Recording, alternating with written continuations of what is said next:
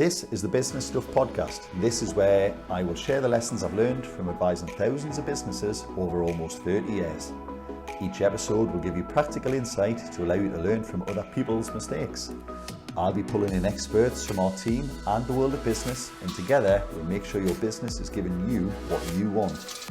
My name is Martin, and this is the Business Stuff podcast. Hi, it's Martin from the Accelerator team at Robson Laidler, and I'm here with Craig Smith from the Big Picture People. Hi Craig. Hello Martin. In this episode we're talking about how to engage your team and make sure they're following the same vision as the person who's running the business.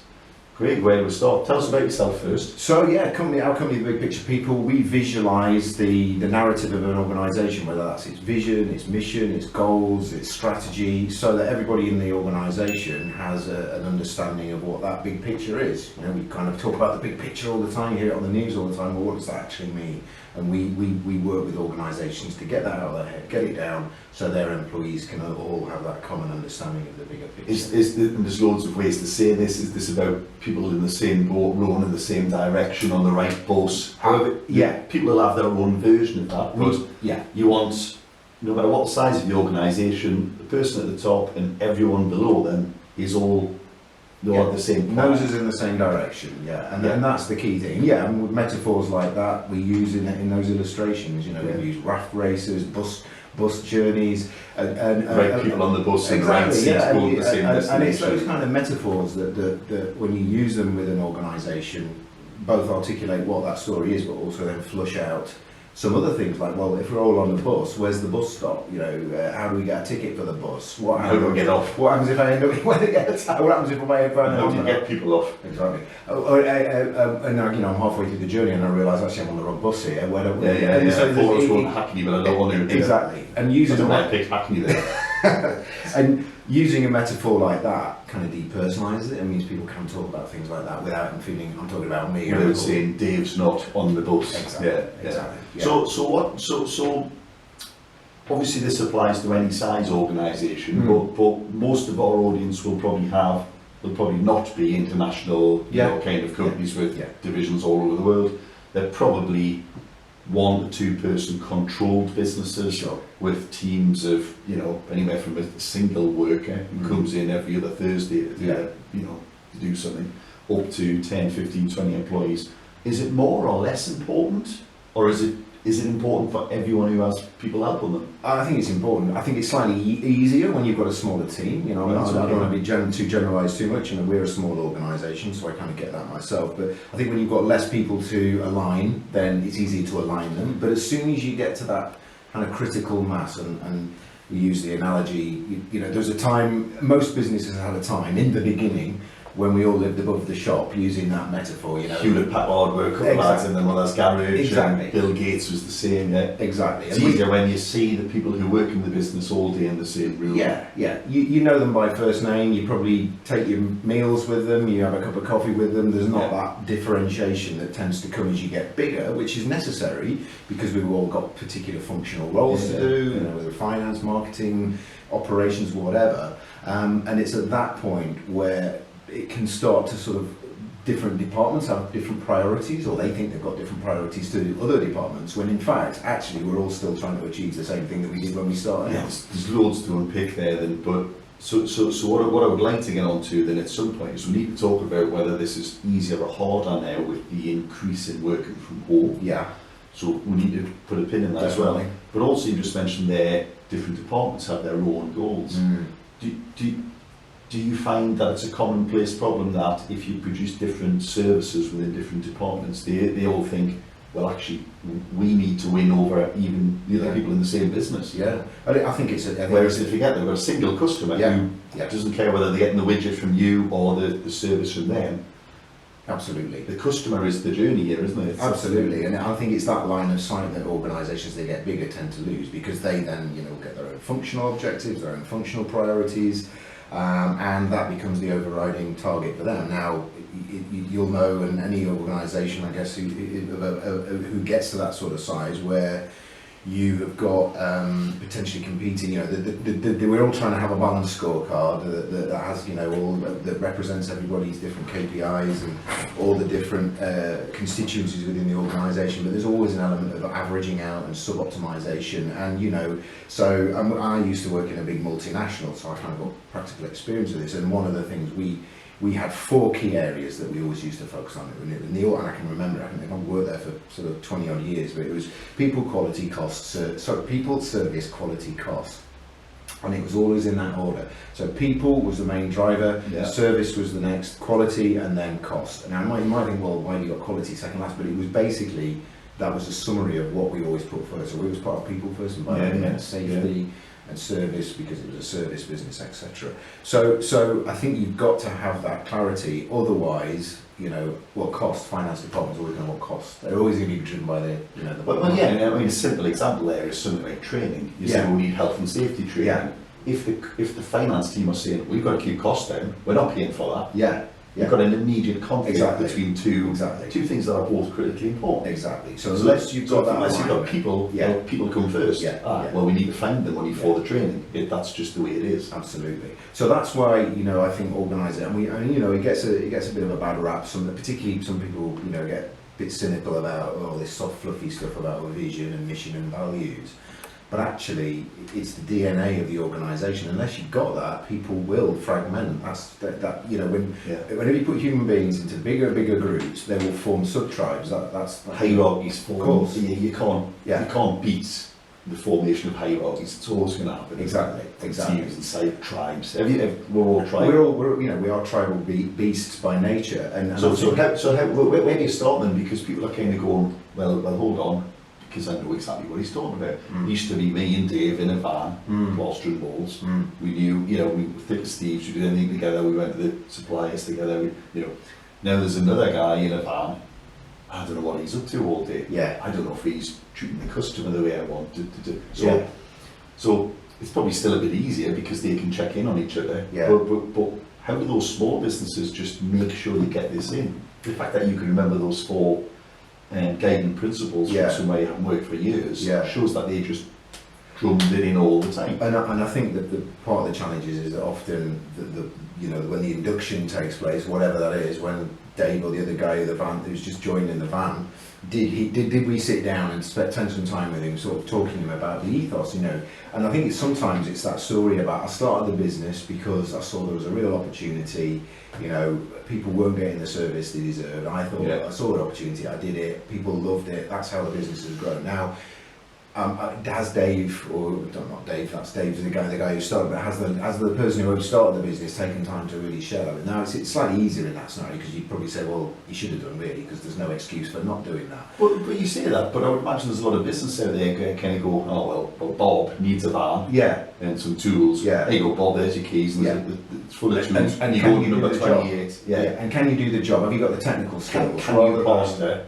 Go and plaster there for me, please. Rather than have you... That probably happens a lot, but you're saying, well, there's no excuse for it. Well, no, I suspect that happens a hell of a lot. It doesn't, and then, you know, you know this, and we know this, and I'm sure you see this in the organisations that you work with, is that often in those bigger organisations, people often get promoted or selected on technical ability, not rather than alignment with, is this person, like, really kind of part of, you know, subscribe to our values? What are their values? You know, are they customer focused, or they just want to get the job done as quickly? And anyone who's worked in a larger organisation will have had, or either working for them or worked for a manager who is technically excellent but is absolutely hopeless at managing people, is an awful person.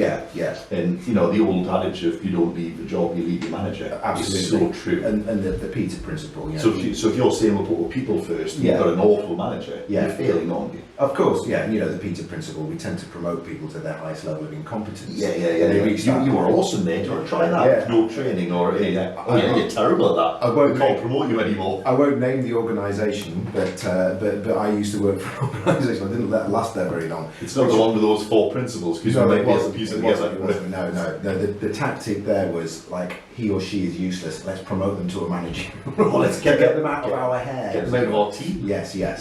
So get them out by we'll put them forward for a manager. We'll put them up there where they can't hurt and anyone. where they can basically, we'll give them a sledgehammer and put them in the greenhouse, that sort of thing. So yeah, so we see it all the time, and you know, that we're not criticising it. You know, people in those sorts of situations make decisions for the right, you know, for what they perceive to be the right reason at the time. But I think I mean, it's unusual for someone to make that decision maliciously, isn't it? It's normally, well, they're good at that. They must be good at this. Yeah. It's just, Yeah. people can actually just be good at one thing. Yeah, absolutely. So I think, you know, dialing it back to the kind of the things that you practically you can do, and we talked just briefly before we started recording about, you know, the Simon Sinek, you know, I'm going to turn this into like theoretical thing, but, you know, for those So Simon Sinek, for anyone who's not listening, wrote a fantastic book, Start With Why, and his basic slogan is, people don't buy what you do, they buy why you do it. And he talks about, you know, Apple versus BlackBerry.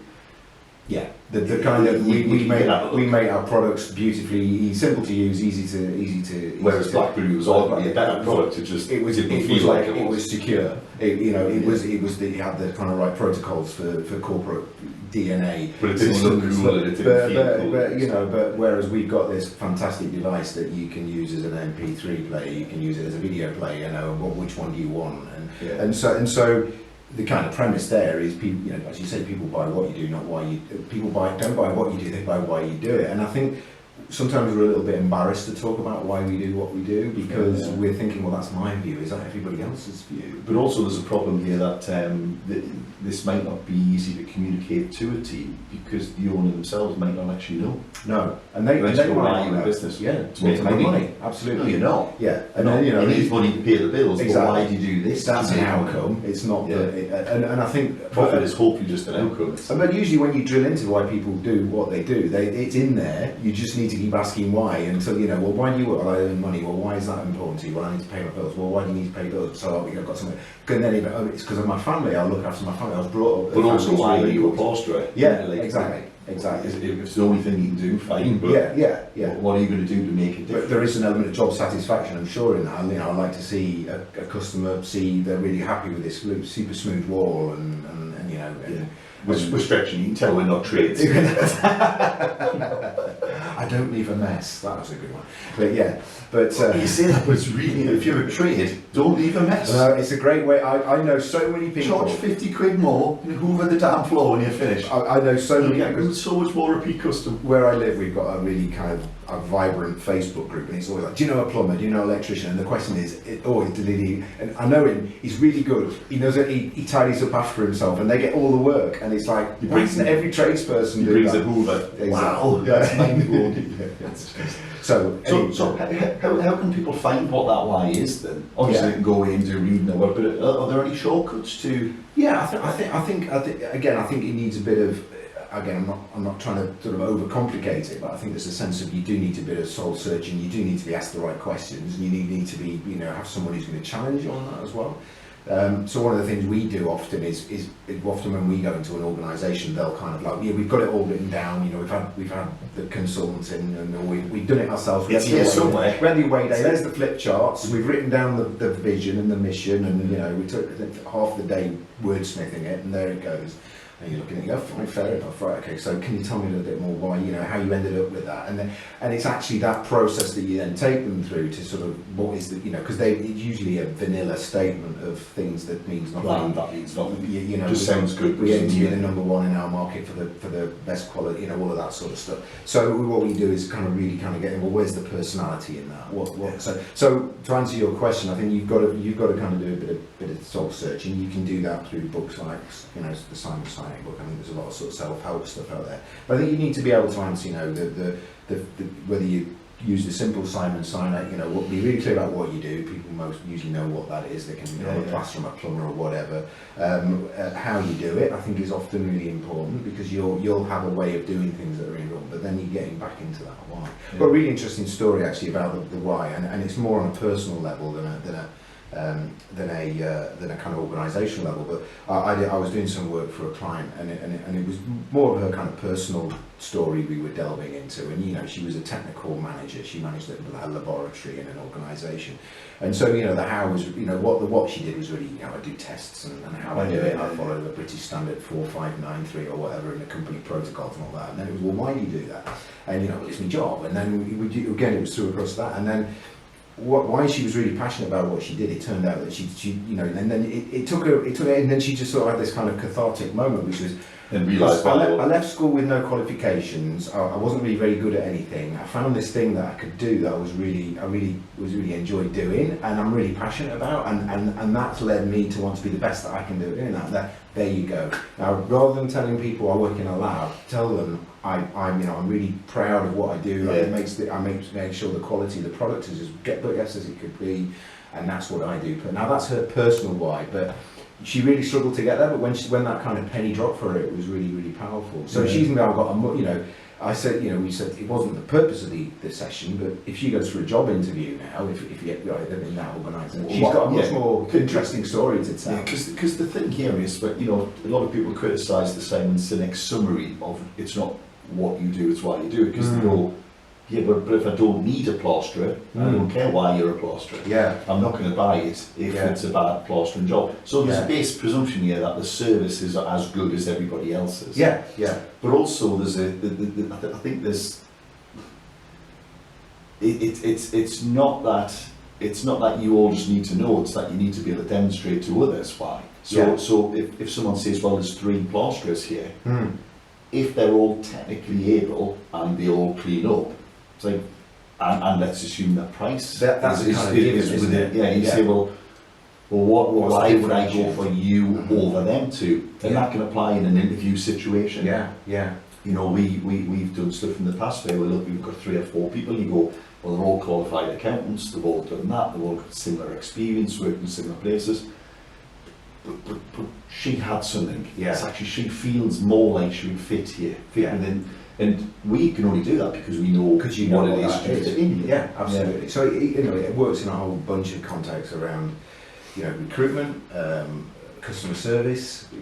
You know, if you work in a hotel where the person who cleans your room is there to clean your room, or it's someone there to make sure that they're providing you with a safe, wholesome, clean, comfortable environment. Yeah. You know, when you have that interaction with the cleaner and he or she says to you, you know, you say to them, I've got a problem with this, is it the one who says, oh, it's not my job, it's maintenance, or the one who says, I'll sort it out for you. There was a great example of this on your podcast. We should say Craig's got a great podcast on this. It's been on for a couple of years. At the end. So. We'll put the link in as well.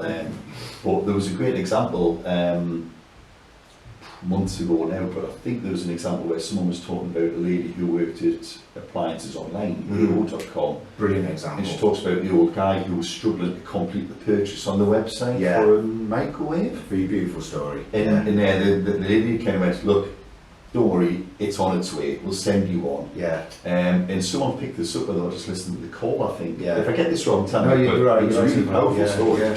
So they were listening, just, you know, calls are recorded for training and quality. Someone picked up and went, well, who the hell's paid for this microwave? Yeah. And it turns out the lady on the phone had just paid for it herself. On her own card. Because the motto of AO was to make sure the customer gets what they need. Yeah. Or something like well, that. They're not that you get the money off them. Well, yeah. I love what they the way they describe it. I'm trying to remember because it was the very first show actually, that one. So was it? Yeah, so it wasn't a long time ago. Well, yeah, it was nearly 2 years ago. But time flies when you have fun. I know. So it was. I need to get this in the right order. It was make decisions. Yeah, treat every customer like it's your gran. Yes. And make decisions your mum would be proud of. And I love that because it is, you know. Because she could have easily went, well, I'm sorry, sir, if you can't complete the purchase, I can't help you. Yeah, tough luck. And that's like the lady or the man cleaning your hotel room. Yeah. It's like, oh, there's no trouser press. I don't care. Yeah. I'm just here to clean. And they I mean, she told me some other fantastic stories as well, and that was just one of them. Another one that was brilliant was that one of their people who just.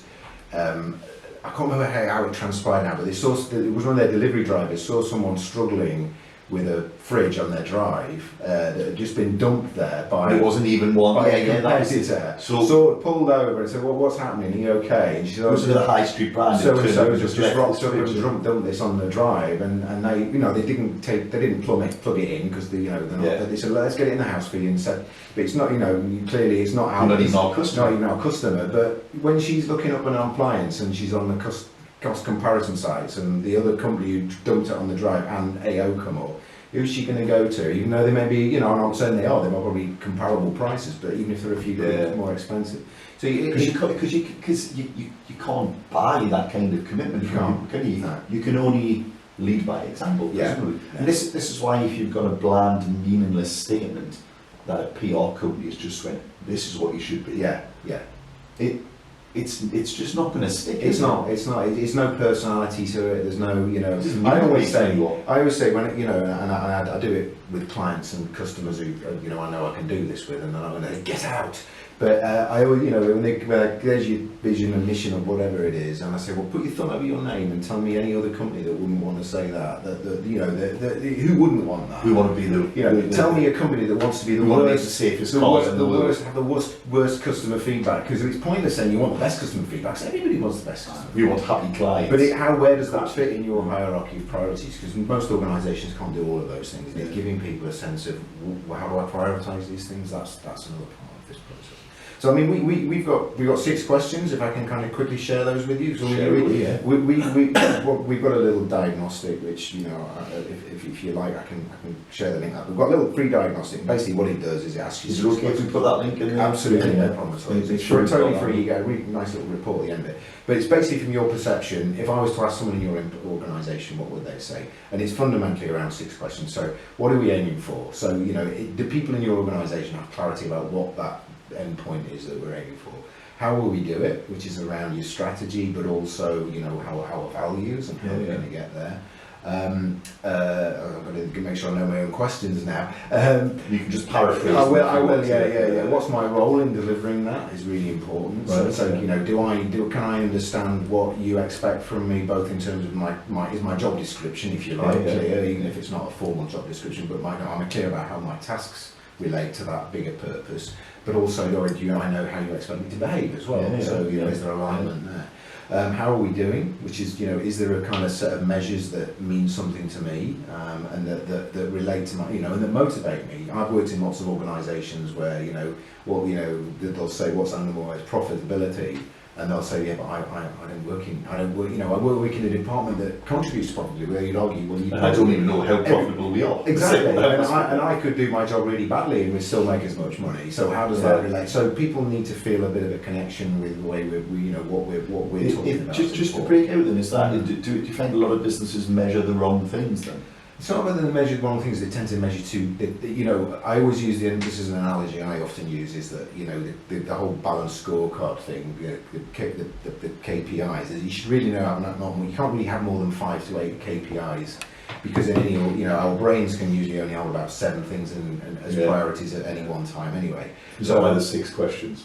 It's kind of, but I use the analogy of a dashboard. So if you look at your dashboard on your car, you've got 2 big dials and a few warning lights, that are really critical. They'll tell you when you're going to run out of fuel, when you're going too fast, when your engine's going to conk out, whether your brakes aren't working or whatever. And often what we do when in an organisation is we give them a Haynes manual, and then they're kind of like leafing through the pages trying to find the right page. Well, what does that mean, or how that's making that noise? So I think what we need to do is sort of really drill, and that's hard to do because again we run the risk of then over summarising things to the point where they become I don't have any influence on that. So there is a, but I think it's not okay. I think we do measure the wrong things sometimes, but we fail to help people see how they all contribute to each of those things. To it. Yeah. So I don't, it's the old. So it's like people in a boat rowing, but they don't know where they're going.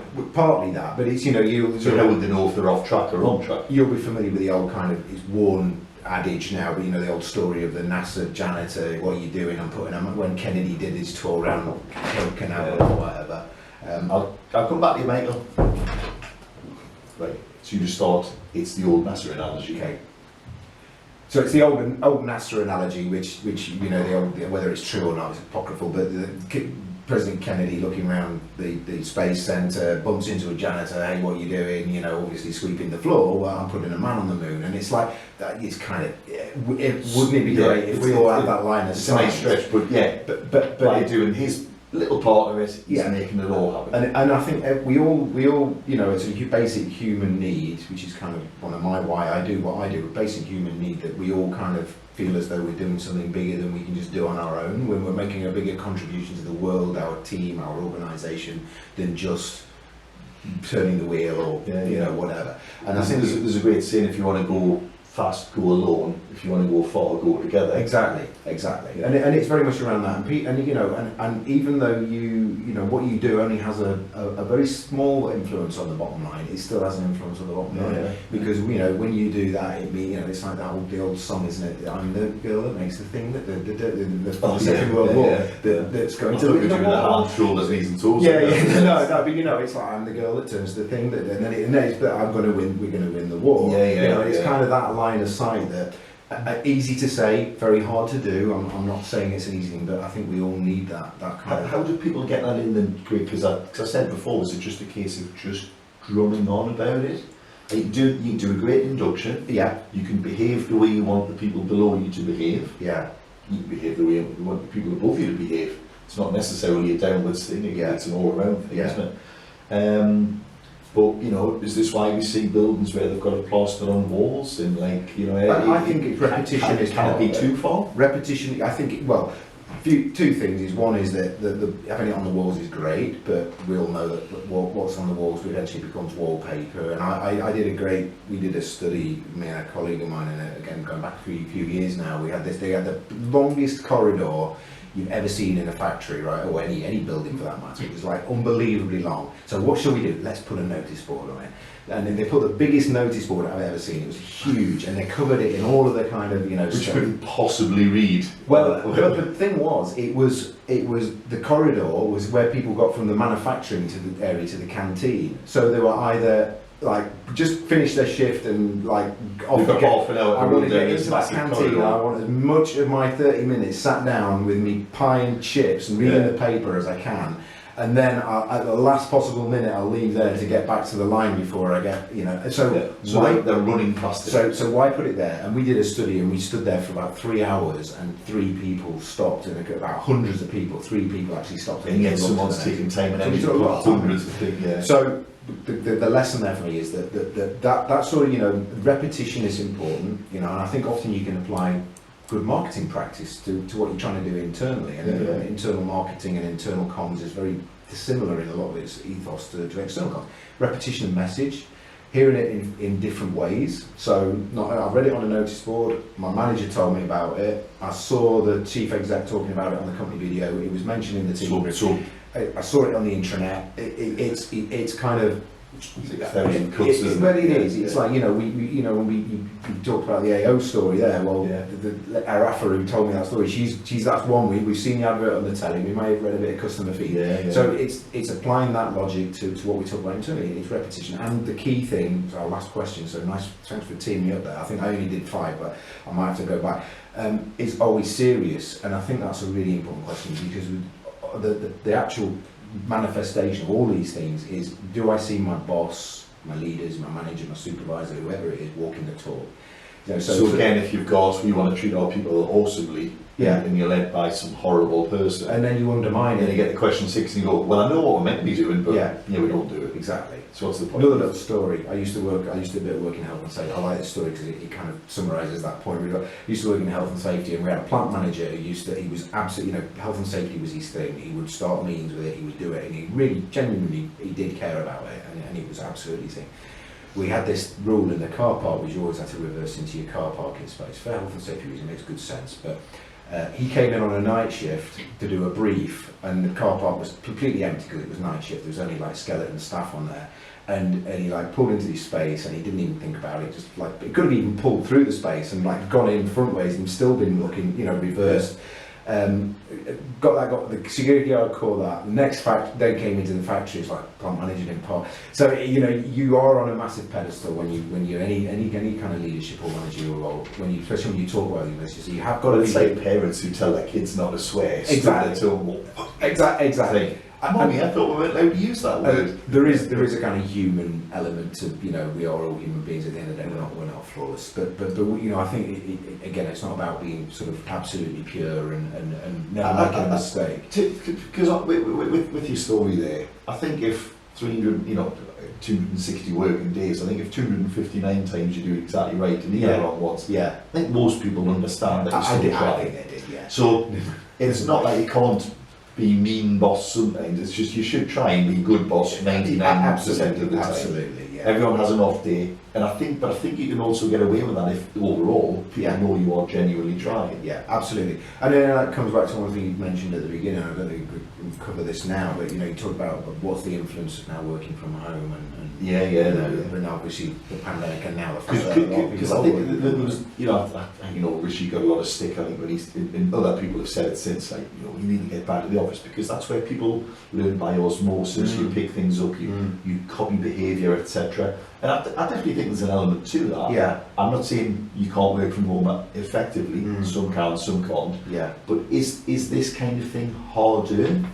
If the only impact you've got is like a half-hour Teams chat once a week? Yeah, I think the jury's still out for me on that. I mean, obviously there was the case during the pandemic was we had to do it because there was no other option. So it was kind of make do and mend sort of situation. Obviously now we're coming out of that, and there's a lot of people who've had their expectations raised and like that way of working. Yeah.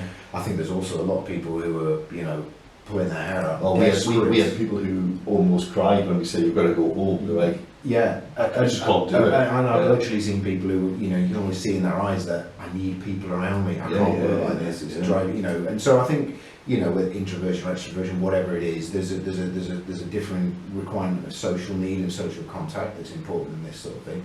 I do think for these sorts of conversations, they're better had. One of the kind of things we try and create with our way we work with clients or what we give them to work with is to very much like the fireside chat around table, sit around the table with whatever we create for them in the middle of the table, where there's no hierarchy, we're all equal, we can all see each other, and I do think I think Zoom and Teams and all these tools have been fantastic, but I do think it's too easy to drift off or kind of multitask, especially if there's 30 people watching. Well, the speaker can't tell if people are engaged or not. And I think the key thing around a lot of this stuff is conversation. It's normal. It's social. We call it social learning and social contextualization. So it needs to be socialized. I need to be able to sit down with someone and say, if someone says to me, well, I want you to sit next to someone and talk about a time when you've really seen the organisation do whatever it is that's important to us really well, and actually times where we've maybe not done it so well. Yeah.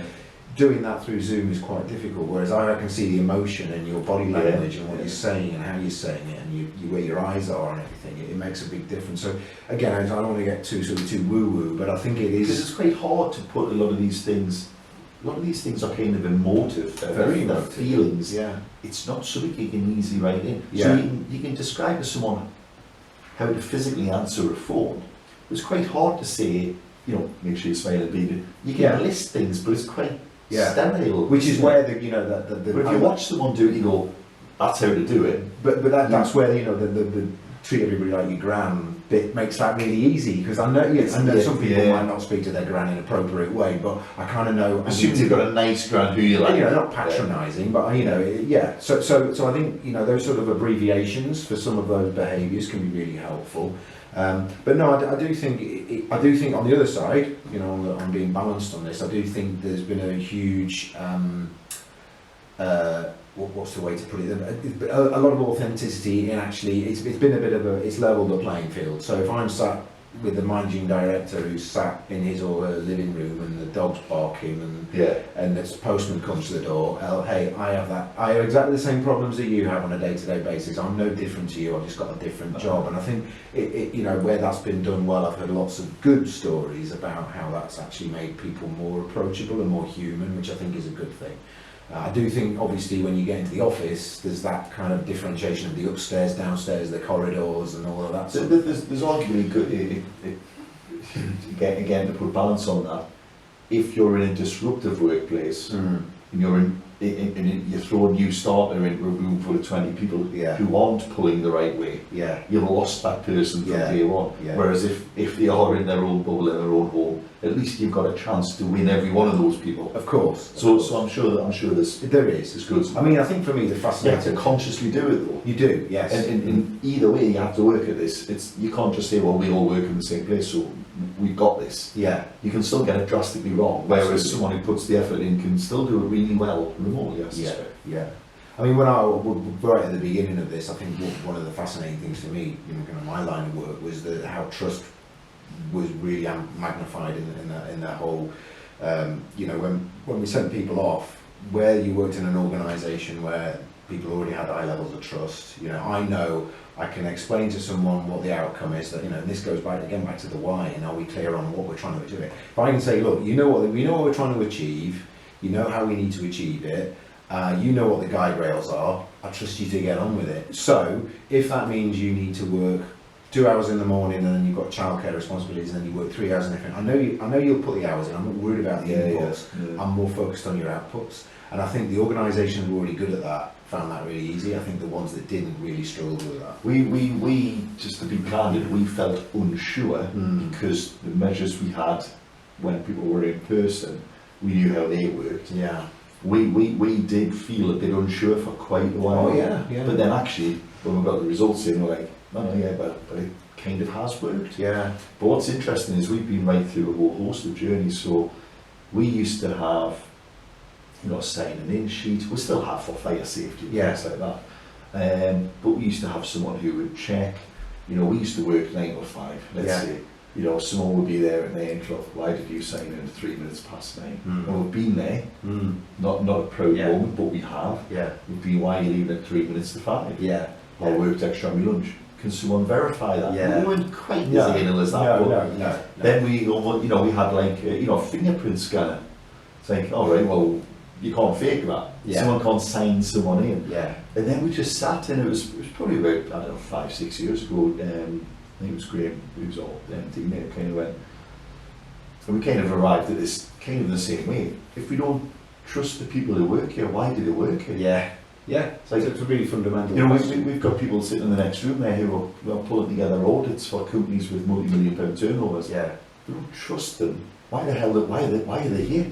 You can't trust them to come in and do work. There's a really good book, one of my favourite books on leadership. It's called The Art of Action, and I know it's always a bit of a dodgy analogy to use because it probably alienates some people, but I think it works for me anyway. We usually the analogy of how armies have evolved over the sort of 300 or 400 years, and they're the old kind of like we march in lines and we kind of you blow the trumpet and we all kind of advance together sort of thing, versus how they've now evolved into very much understand the objective, understand what we're trying to achieve, and adapt to the situation that you find there in order to achieve that objective. That's kind of what we're trying to do in organisations, but people can't do that if they don't know what the objective is, and there isn't a cohesion. So complex now, it's quite hard. So Widget these days might have 400 products from 30 countries in it. Whereas a widget in the olden days was, wood came in and we turned it into a table and everything happened here. So it was much easier to kind of have like a simple how many tables went out the door. But a lot more services are now more creative, they're more intangible. So you can't have just a simple journey. And particularly in service businesses. I think Dan Pink talks about this when he talks about motivation. I think I've got the right book there. And he kind of says, if I tell you I want 5 posters today, you can't force a creative process. No. If you don't feel it, you'll get 5 posters, but they'll be terrible. So there's certain things where you can't just carrot and stick in the old way, which is presumably like, it's not a similar feeling. It is, and you're absolutely right. We don't, back in the days of Ford, you can have any colour as long as it's black. But now, there are so many different variables, even in a highly specified product like a car, but particularly in a service. You like the cleaner, like the AO driver, or the woman on the phone when she answered the guy who couldn't get his credit card. I need to know. I'm going to make a decision based on what I think the organisation wants me to do. This is the critical bit here. If you're going to give flexibility, you still need to know The parameters. What the parameters, great word, Yeah. the parameters of that flexibility Yeah. are. Yeah. So if we say to someone, we need a tax return prepared by this day, Yeah, it's got to be right. yeah. There's some basics in there that it can't deviate from. Foundations. But whether you ring the person for the information, you Yeah. email them, you send them a message through the portal, Yeah. text, WhatsApp, they don't really care. Yeah. Get there, it's a song, isn't it? Yeah. They don't care how you get there if you Yeah, can. yeah. So listen, Craig, we need to think about wrapping up. Yeah. I'm going to ask you two questions. Go on. There's one question we've started now asking everyone at the end. But I think a lot of people, most people probably have heard of the Simon Sinek book, Start with Why. Can you give us one other book that is on this topic which other people, which maybe isn't as popular but you think is worth a read? Because there'll be a lot of people who thought, well, I'll read this book, great. Yeah. There'll be others who thought, I've done that, but I'm hungry for more. Yeah, so it's not. It is related to this topic, but it's a book that I really like and one that I've used over the years with a number of organisations, and it's about change. And essentially, while we've not been talking about change today, we are talking about change. We're talking about changing your narrative, changing the way you do things, changing mindsets. And it's a really easy book to read, and it's got loads of pictures in it, and it's got Pictures are great. It's always good. And it only takes about 45 minutes, which is our iceberg is melting. I don't know Our if you iceberg is melting. Our iceberg is melting by a guy called John Cotter. It's a fable which kind of fits with the way we do things. So it's a fable about some penguins living on a melting iceberg. They're very traditional, never changed for years, need to do something different. I would stop there because I won't spoil the story. It's a metaphor for a lot of organisations. I like things written in the kind of fable style because, you know, again, not unique to me, but facts tell, stories sell. Exactly, yeah.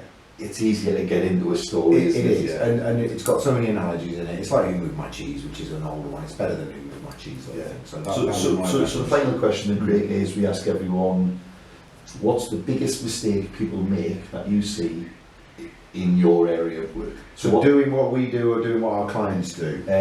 Well, clients in trying to implement what you teach them, what's the biggest thing people are getting wrong? Yeah. The biggest. Ooh, that's a good question. I think the biggest challenge, the biggest issue we find, and this is where we are really relevant and helpful, I think, is that they assume everything that they know, see, and feel is kind of ubiquitous. Everybody else in the organisation can see and feel what I'm feeling at the moment or seeing at the moment, and therefore I don't need to communicate it.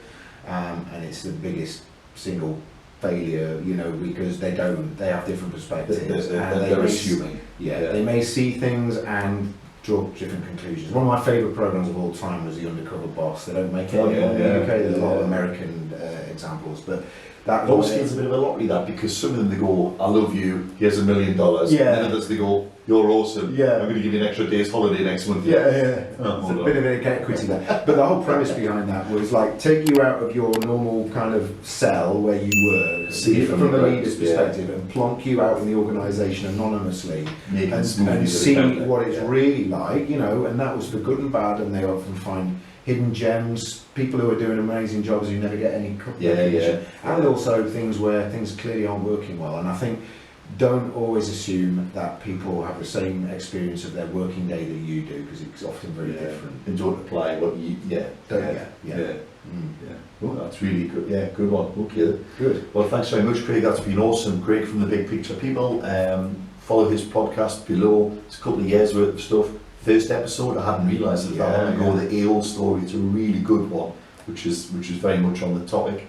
But also, this is what he talks about for a living. So, yeah, thanks very much, Craig. That's been awesome. Really appreciate it. Thank you very much. Thank you, Martin. Thank you.